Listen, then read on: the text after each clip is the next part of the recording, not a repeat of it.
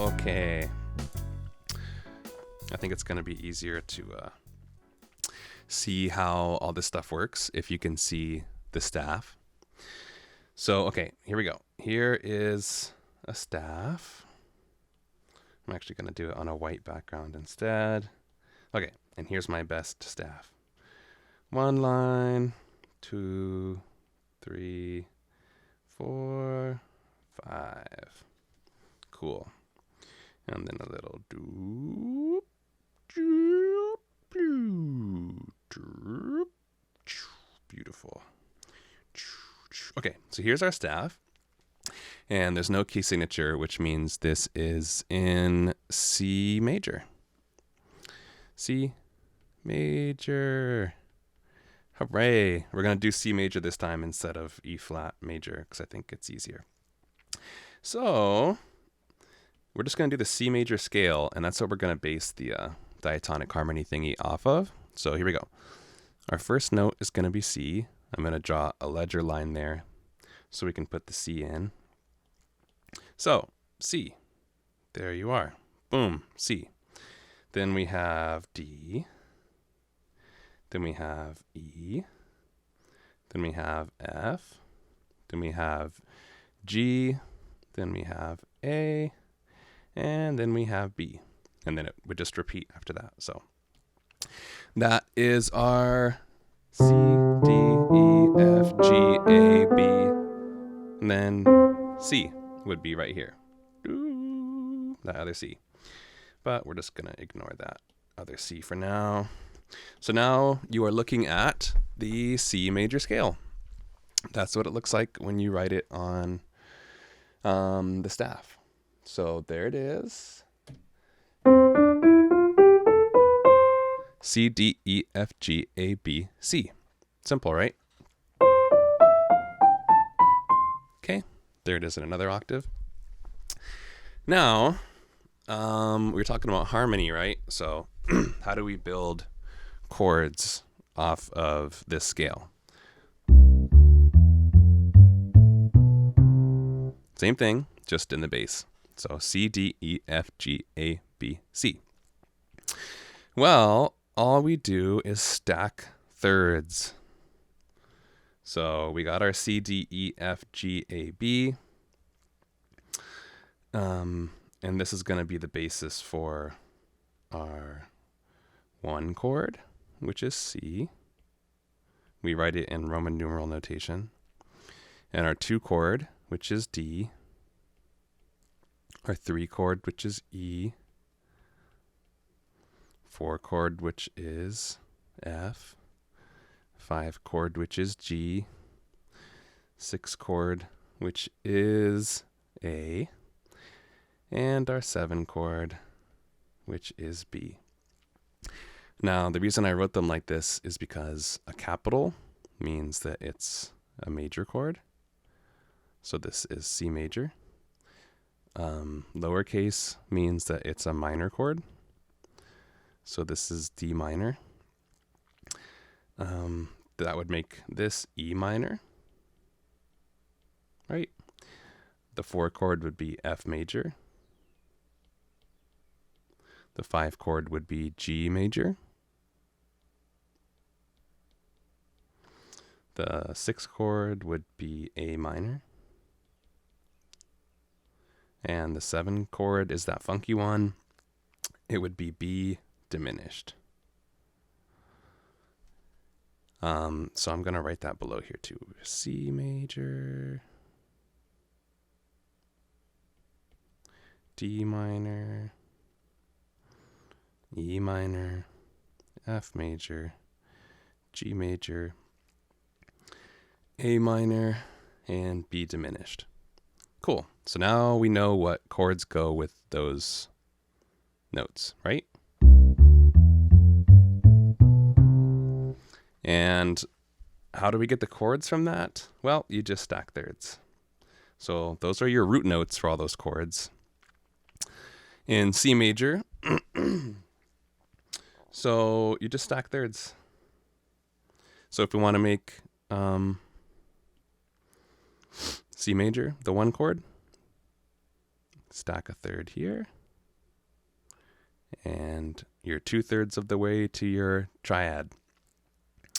I'm just going to stack thirds on all of these for now, and then I'll play them. Stack a third, stack a third, stack a third, stack a third, stack a third, and stack a third. And what that sounds like is this.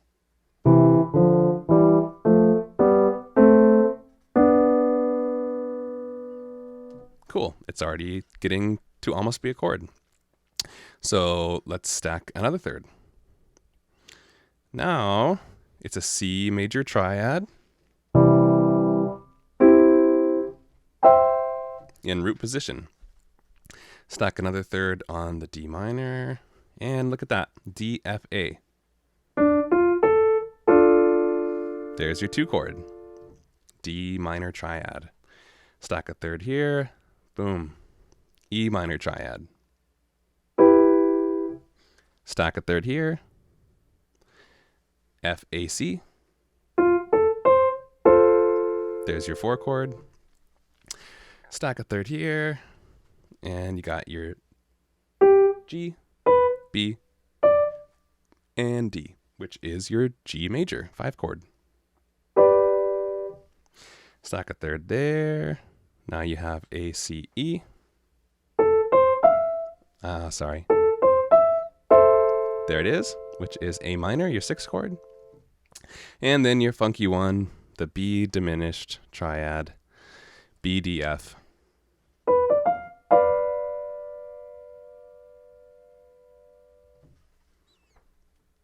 Okay, so we got 1, 2, 3, 4, 5, 6, 7.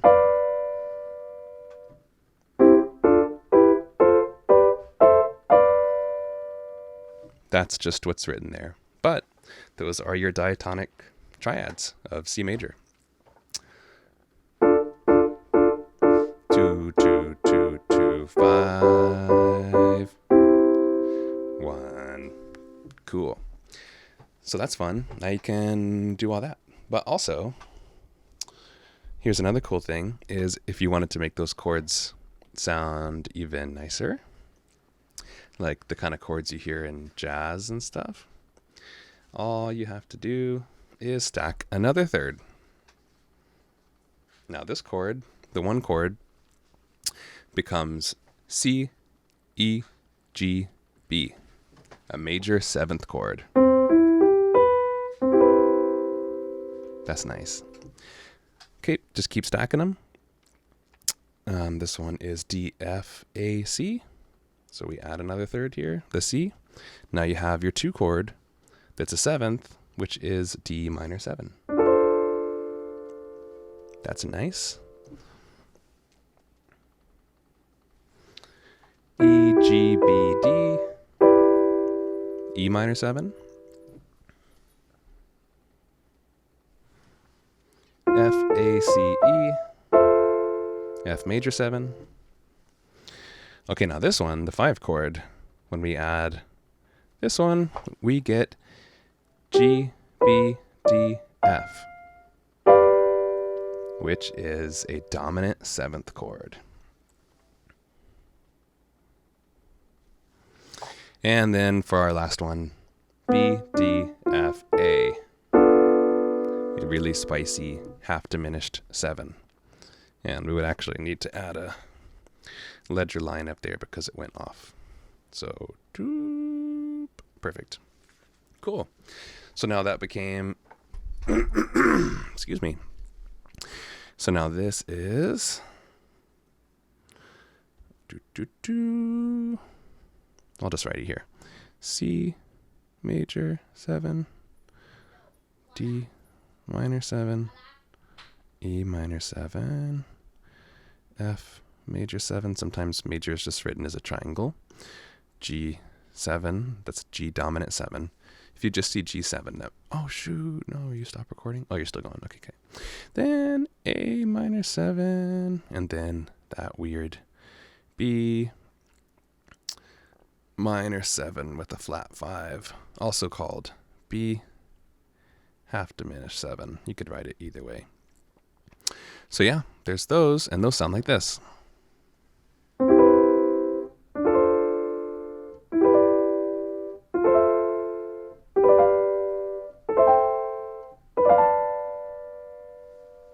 So that's cool. You can do whatever you want with those.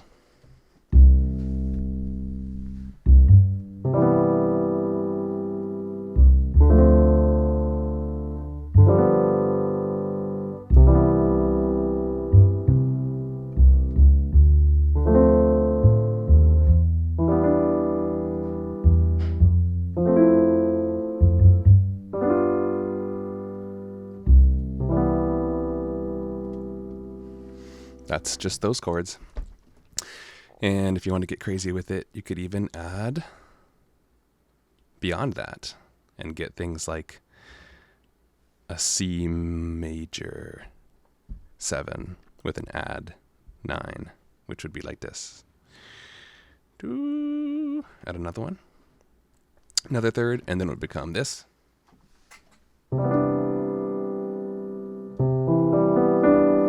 C, E, G, B, D.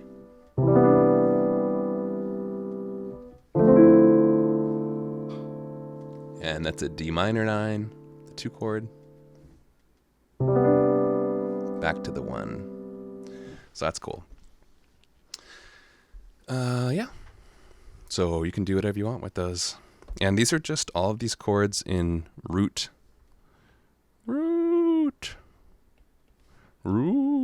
position. So you know that, like this one chord, let's just pretend it's a 7th chord again. Okay. Excuse me. So we know that this is spelled, I'm going to change the color. This is spelled C, E, G, B. And this is spelled D, F, A, C, E, G, B, D, F, A, C, E, G, B, D, F, A, C, E, and G, B, D, F, A. So that's how you spell them in root position, but you can spell these with the same notes in whatever order you want. And that's called changing the inversion. So it might be easier to see with just triads. So I'm going to take these 7ths off. Goodbye, beautiful 7ths. Goodbye. So now we're talking about inversions for a little bit. Just so you know about those two. Inversions. Versions. Make it a little Spanish. That's cool. Inversions. There we go. Okay, so inversions. We're going to take off those 7ths so I can show you how inversions work. Okay. Let me just tidy this up. Okay. So we know that C, E, G is the 1 chord. Right here, right? This is C major, C, E, G. That's the 1 chord in root position. But it doesn't have to be spelled that way. It does have to be spelled with a C and an E and a G, but you can spell it in whatever order you want. It could be C, E, G. It could be E, G, C. It could be G, C, E. And that's the same exact chord, it's just in different inversions. Root position. First inversion, second inversion, and you can tell that they have different qualities to them, but they're all the same function. It's still the 1 chord, the C chord. But yeah, they sound nicer when you have a root note in the bass.